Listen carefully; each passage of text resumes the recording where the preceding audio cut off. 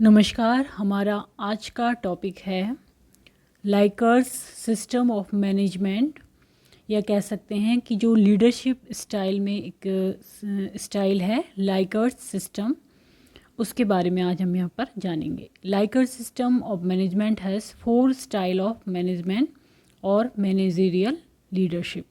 तो इसमें mainly 4 style होती हैं मैनेजमेंट की, जिस तरह से मैनेजमेंट किया जाता है, या फिर मैनेजरियल लीडरशिप की। तो लाइकर्स मैनेजमेंट सिस्टम या लीडरशिप जो स्टाइल होती है, आर मैनेजमेंट स्टाइल हैं या लीडरशिप स्टाइल हैं developed by Rensis Likert in the 1960। ये डेवलप की थी रेंसिस लाइकर्ट ने 1960 में।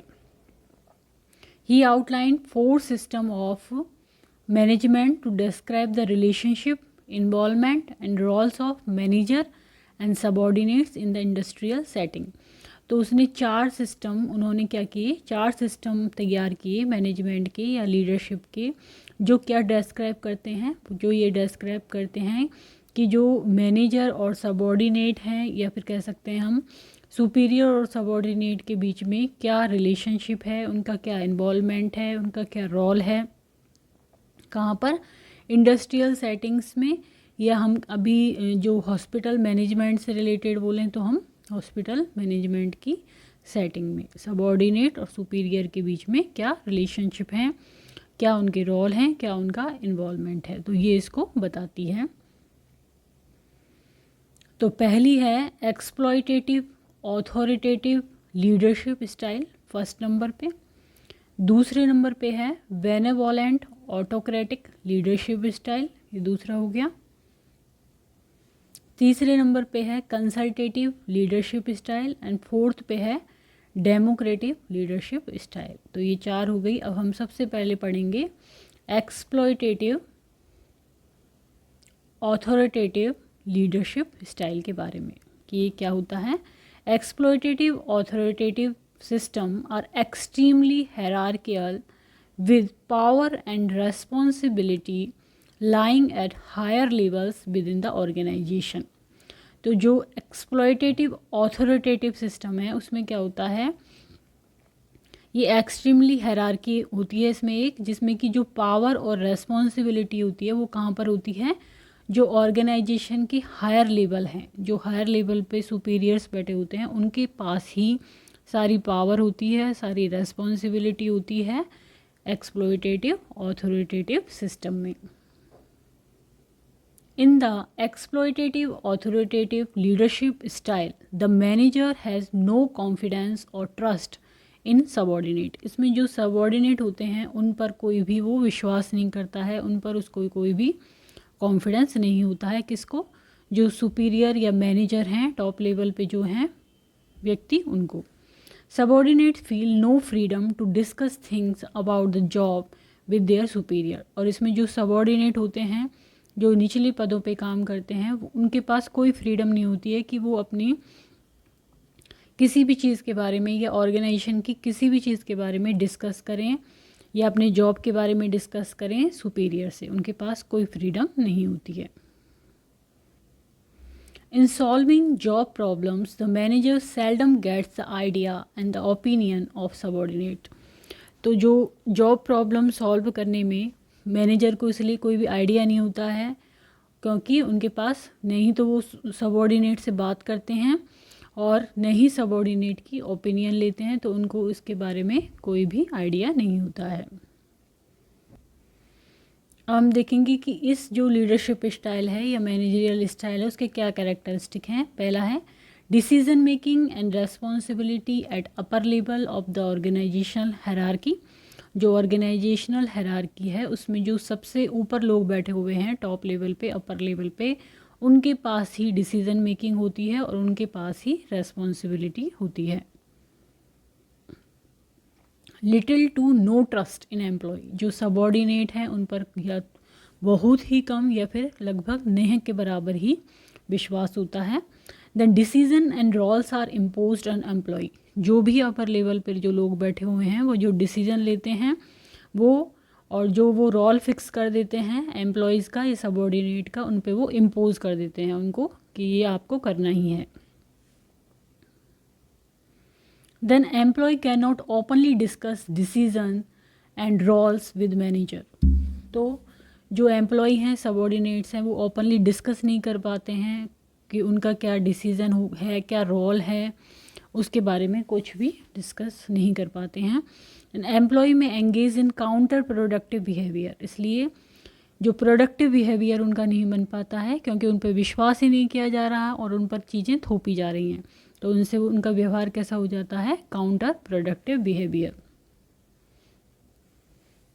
मतलब कि जो प्रोडक्टिविटी है, अच्छे काम है, उनके अगेंस्ट में हो जाते हैं एक तरह से वो। Then motivation by punishment and threat play on fear. तो जो उनको जैसे जो भी मोटिवेशन किससे मिलता है उनको, कि उनको दंड दिया जाता है कि यदि ये काम नहीं करेंगे तो उनको ये पनिशमेंट मिलेगी, या फिर थ्रेट प्ले किया जाता है या भय दिखाया जाता है। Then team work and communication are minimal. Team का जो वर्क है वो किससे आता है, कम्युनिकेशन से, एक दूसरे के आइडियाज़ सुनने से।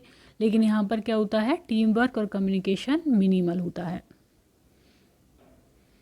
तो एक बार वापस से देखते हैं characteristic. Decision making and responsibility at upper level of the organizational hierarchy, little to no trust in employees. Decisions and roles are imposed on employees. Employees cannot openly discuss decision and the roles with the manager.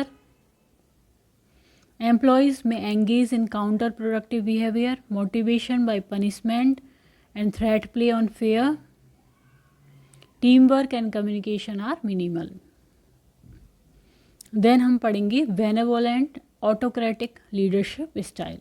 इसमें क्या होता है, in the benevolent autocratic leadership style or managerial style, the manager has the condescending confidence and trust in subordinate, motivate with rewards and some punishment, permit communication upward, solicit some ideas and opinion from subordinates and allow some delegation of decision making but with close policy control. तो इसमें क्या होता है,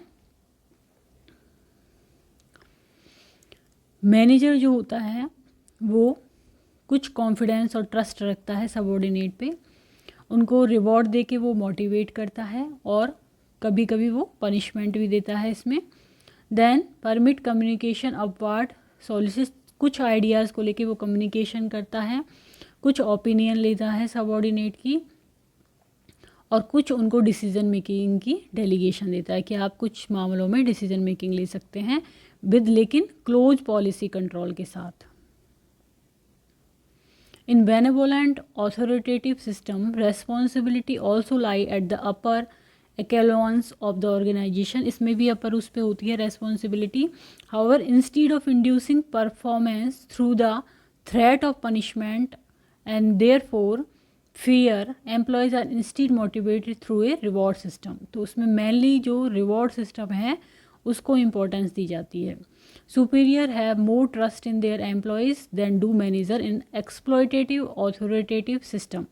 तो जो हमने पहले पढ़ा था एक्सप्लॉयटेटिव ऑथोरिटेटिव सिस्टम की बजाय यहाँ पर सुपीरियर जो है वो कुछ ट्रस्ट रखते हैं अपने सबऑर्डिनेट्स पे। Therefore are more willing to reward individual for good performance के लिए उनको रिवॉर्ड देते हैं। देन की कैरेक्टरिस्टिक, और कैरेक्टरिस्टिक क्या होते हैं इस सिस्टम के, decision making extended to middle managerial level. जो मिडिल हायरार्की में मिडिल पे जो लोग आते हैं वहाँ पर कुछ डिसीजन मेकिंग दे दी जाती है। मोर ट्रस्ट टुवर्ड एम्प्लॉयज़ थ्रू दो समवॉट कंडेंसेंडिंगली, कुछ ट्रस्ट रखा जाता है सबऑर्डिनेट पे। Responsibility still lies near the top of the hierarchy, जो लेकिन जो मेन चीज़ें होती हैं वो टॉप लेवल हायरार्की पे ही होती हैं। Then limited employ consultation on decisions, थोड़ी मात्रा में ही सबऑर्डिनेट्स की सलाह ली जाती है। Employees still can not discuss their roles and manage with manager, जो सबऑर्डिनेट हैं या एम्प्लॉय हैं वो अपने रोल को डिस्कस नहीं कर सकते मैनेजर के साथ। टीम मेंबर में कॉम्पीट फॉर रिवॉर्ड्स, इसमें क्या है, टीम मेंबर्स रिवॉर्ड के लिए आपस में कॉम्पीट करते हैं। Rewards for performance but also still a threat of punishment. Rewards तो मिलते हैं लेकिन पनिशमेंट का भी इसमें कुछ वो रहता है, पार्ट रहता है। और इसमें भी team work and communication minimal होता है।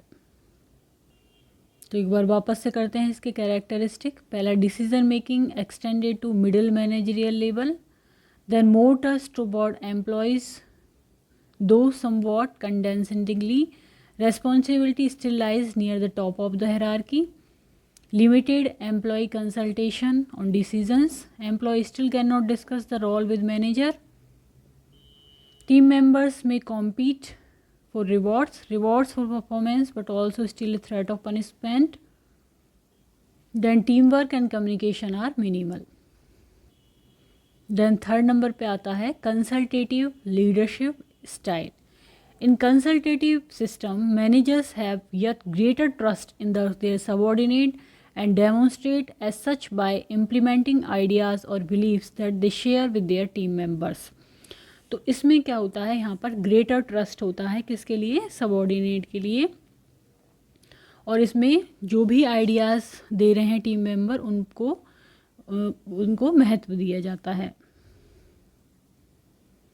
Subordinates feel free to discuss things about the job with their superiors. यहाँ पर सबॉर्डिनेट फ्री होते हैं कि वो अपने जॉब के बारे में, अपने रोल के बारे में, अपने जो सुपीरियर हैं उनसे डिस्कस कर सकें। The manager get ideas and opinion and tries to use them constructively.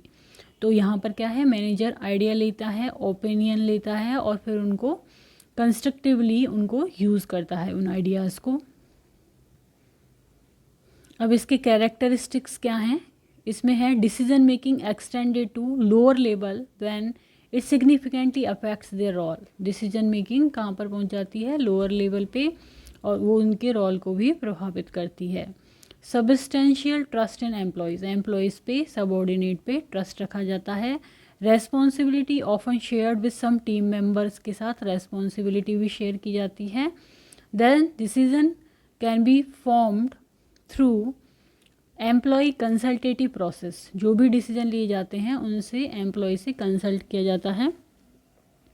Employ discuss job related issue horizontally and sometime vertically, तो जो भी हॉरिजेंटली जो भी एम्प्लॉय हैं वो जॉब रिलेटेड जो इशू है उनको डिस्कस करते हैं। इसके अलावा वर्टिकली भी जो भी हायरार्की है उसमें डिस्कस किए जाते हैं। Teams are more cooperative, communication and team work are good. यहाँ पर क्या होता है, टीम आपस में ज़्यादा कोऑपरेटिव होती है और जो कम्युनिकेशन है और टीम वर्क है वो बहुत अच्छा होता है। Motivation primarily through rewards but sometime punishment, mainly focus किस पे किया जाता है, रिवॉर्ड पर। इनाम दिया जाता है, पुरस्कार दिया जाता है अच्छी चीज़ों के लिए, लेकिन पनिशमेंट का भी उसमें कुछ पार्ट होता है लेकिन कम मात्रा में। तो एक बार वापस से कैरेक्टरिस्टिक इसके डिस्कस करते हैं। Decision making extended to lower level when it significantly affects their role. Next, substantial trust in employees, responsibility open share with some team members. Decision can be formed through employee consultation processes. Employees discuss job-related issue horizontally and sometimes vertically. Teams are more cooperative, communication and teamwork are good. Motivation primarily through rewards but sometimes punishment. Then आता है democratic leadership style. Democratic leadership style क्या है, the manager has complete confidence and trust in subordinate. Democracy होती है इसमें, जैसे कि लोकतंत्र, जिसमें कि जो सबॉर्डिनेट हैं और उन पे बहुत ज़्यादा कॉन्फिडेंस उन पे होता है और ट्रस्ट होता है। Allowing them to participate directly in decision making, वो डायरेक्टली डिसीजन मेकिंग में पार्टिसिपेट करते हैं। Likert considered the participative system to be the most satisfying for lower level employees. तो ये पार्टिसिपेटिव भी कहते हैं इसको। और लाइकर्ट ने ये कंसिडर किया कि जो लो लेवल के एम्प्लॉय हैं उनके लिए जो पार्टिसिपेटिव सिस्टम है वो मोस्ट सेटिस्फाइंग होता है, उससे वो ज़्यादा सेटिस्फाई होते हैं। Upper management has full trust in their subordinate and actively work with them as a part of the decision making process. तो डिसीजन मेकिंग में दोनों ही पार्ट ले रहे हैं यहाँ पर, सुपीरियर भी और सबॉर्डिनेट भी। A summary of the key concept यहाँ पर क्या है, decision making responsibilities and values are free spread across all tiers. जो भी टायर हैं, चाहे सुपीरियर हैं चाहे सबॉर्डिनेट हैं, सब में डिसीजन मेकिंग और रेस्पॉन्सिबिलिटी एंड वैल्यू जो है सब में एक तरह से फ्री स्प्रेड होती हैं। Complete confidence and trust in all employees, हर एम्प्लॉय पे कंप्लीट कॉन्फिडेंस होता है, ट्रस्ट होता है। And decisions are form through group participation and consultation, group participation के द्वारा, कंसल्टेशन के द्वारा डिसीजन लिए जाते हैं। Communication is free, manager actively try to understand issues, जो भी इश्यूज़ हैं मैनेजर उनको कोशिश करते हैं पूरी तरह से समझने की। कम्युनिकेशन होता है हर लेवल पे। Employees are cooperative and openly accountable, cooperative होते हैं आपस में और हर चीज़ के लिए अकाउंटेबल होते हैं। Motivation is provided through monetary rewards and involvement in goal setting. Motivation में क्या होता है, मॉनेटरी मनी की रिवॉर्ड मिलता है उनको, और गोल सेटिंग में वो इन्वॉल्वमेंट होता है। Team work, satisfaction and therefore productivity are high, क्योंकि टीम वर्क होता है, संतुष्टि होती है इसमें, सेटिस्फैक्शन होता है, कम्युनिकेशन होता है, मोटिवेशन होता है, तो अल्टीमेटली क्या होगा, प्रोडक्टिविटी जो होगी वो हाई होगी। तो Likert found style 3 and 4 as high product producing, जो तीसरी और चौथी स्टाइल है वो हाई प्रोड्यूसिंग है, while styling 1 and 2 as low producing. Likert also suggested extensive and intensive leadership training at all management level to move into style 4 as early as possible। तो Likert ने suggest किया कि जो style 4 है वो सबसे better productivity देती है। देन आता है की concept of Likert management system, और जो लीडरशिप स्टाइल है उनके की कॉन्सेप्ट क्या होते हैं। There are several important concepts which form the basis of all the Likert's management system। ये हैं क्या क्या होते हैं ये, मोटिवेशन है, लीडरशिप है, कम्युनिकेशन है, इन्फ्लुएंस है, डिसीजन मेकिंग है। Motivation, leadership, communication, influence and decision making. तो आज का हमारा टॉपिक था लाइकर्ट सिस्टम ऑफ मैनेजमेंट और लाइकर्ट सिस्टम या 4 स्टाइल ऑफ मैनेजमेंट और लीडरशिप। यदि वीडियो आपको पसंद आता है तो इसको लाइक करें, चैनल को